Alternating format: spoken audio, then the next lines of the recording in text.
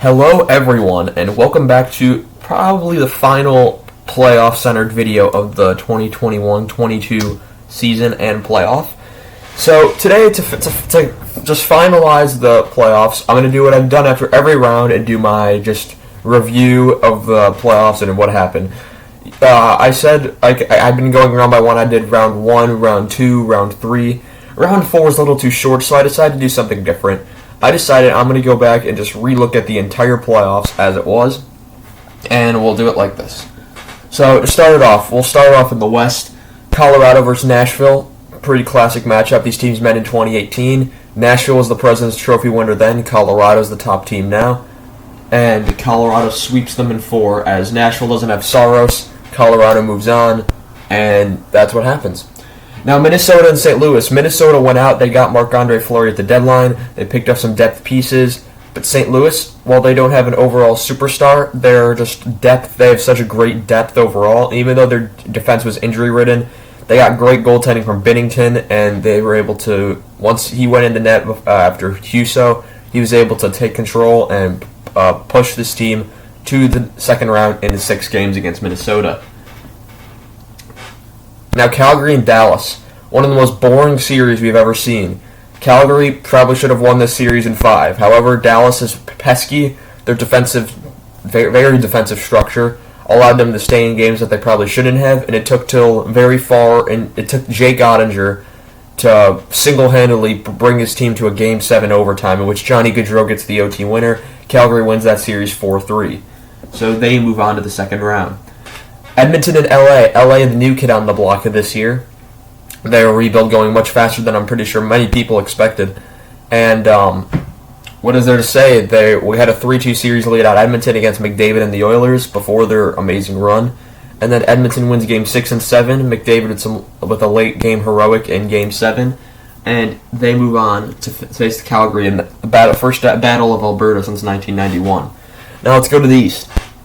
In the East, you have Florida and Washington. Florida, your President's Trophy winner, and Washington, a declining team, and little bit of getting older there. And Ovechkin's trying to chase that one last cup.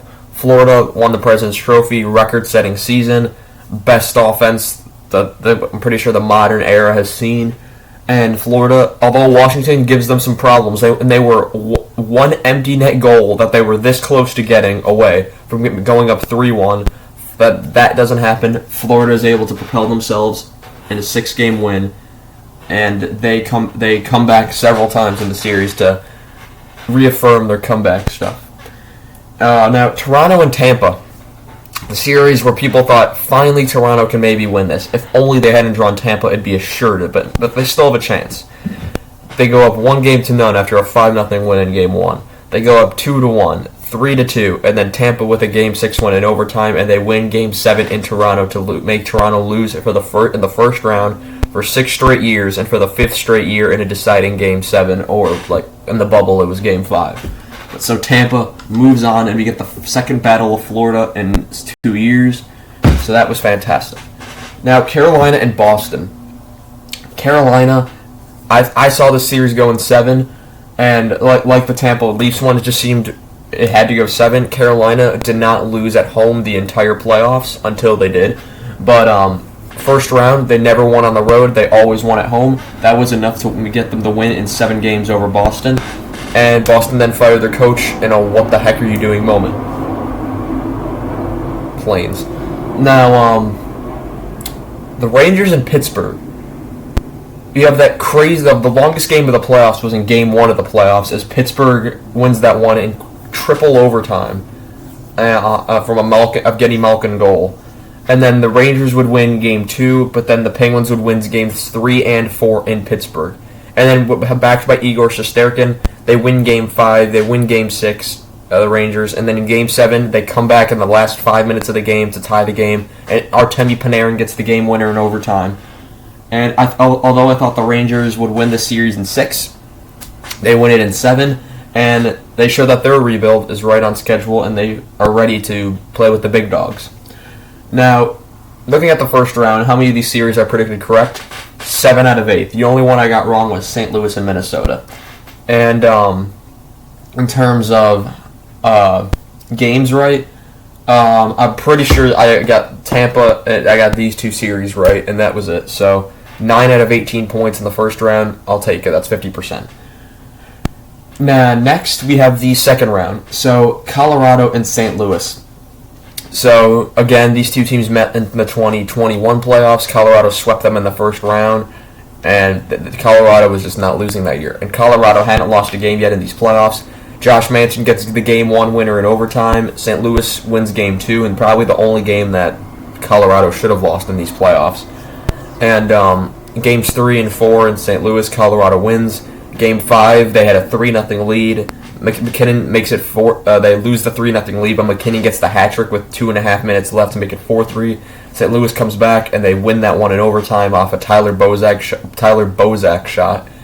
And they force a Game 6, but Colorado in Game 6, Darren Helm gets the winner with, I'm pretty sure, less than 3 seconds to go. And that is why Colorado moves on to the Western Conference Final in 6 games. Now, the Battle of Alberta.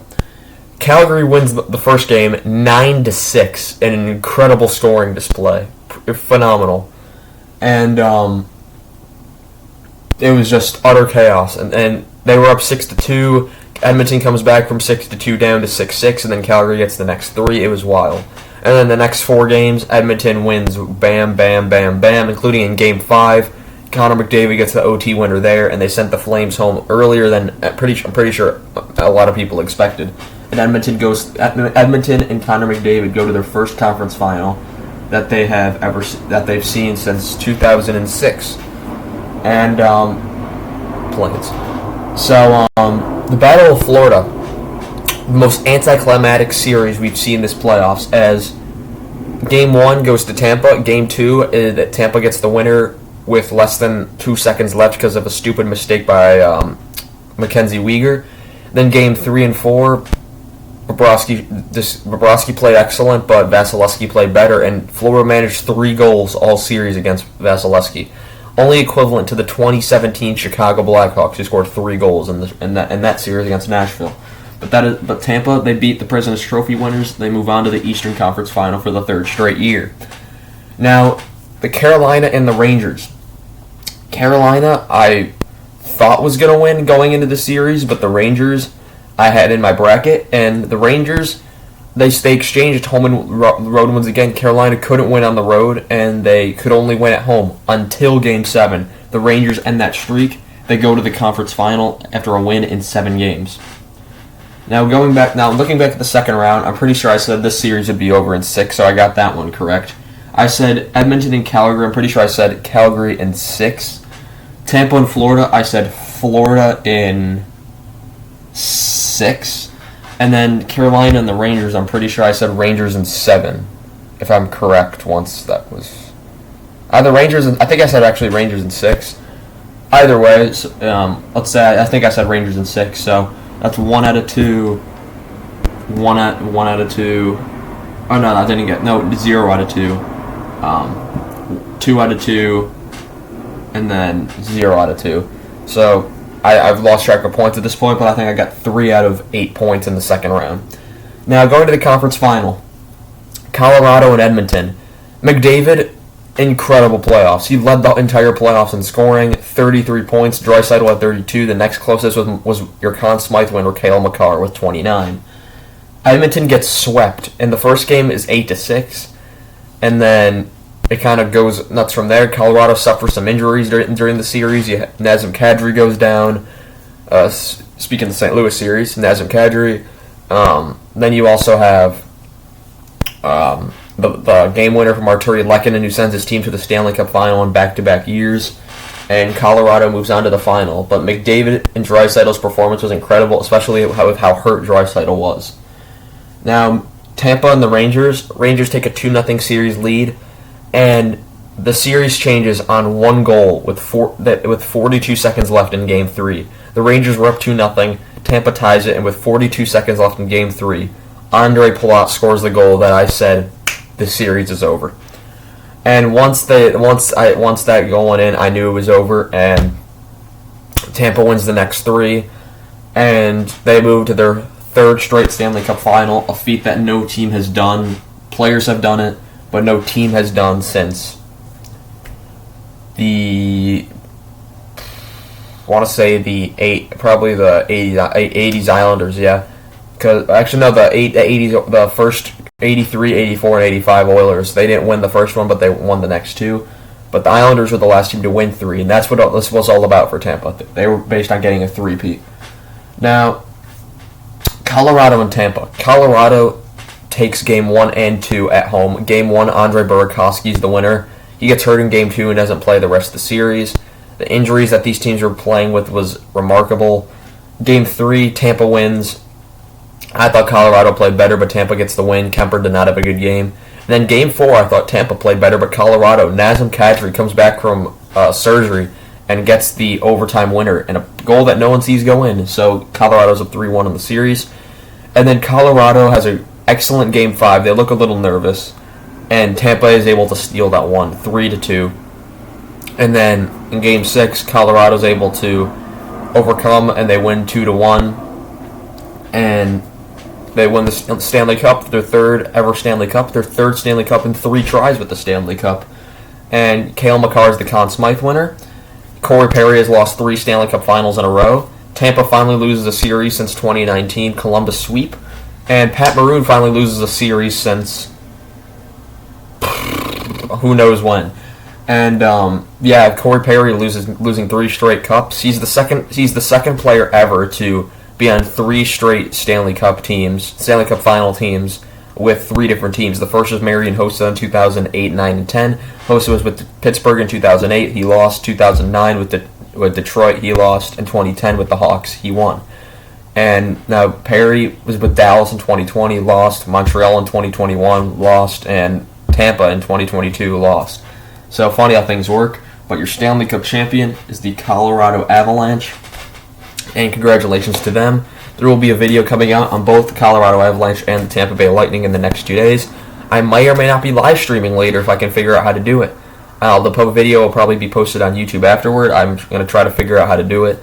But I'm going to maybe be streaming some NHL 22. If you want to come hang out, my Twitch is bwolak11. So if you see it streaming there, excellent. If not, then, well, I tried. But yeah, thank you guys all for watching. I want to just remember to like, comment, and subscribe. Leave your thoughts down below. Did you enjoy how this playoffs went? I think this was one of the better playoffs we had. A lot of 7-game series.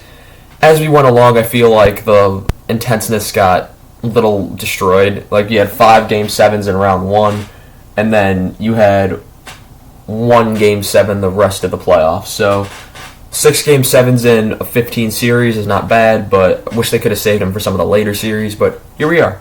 Thank you guys for watching. Again, remember to like, comment, and subscribe, and I'll see you guys in the next one. Goodbye.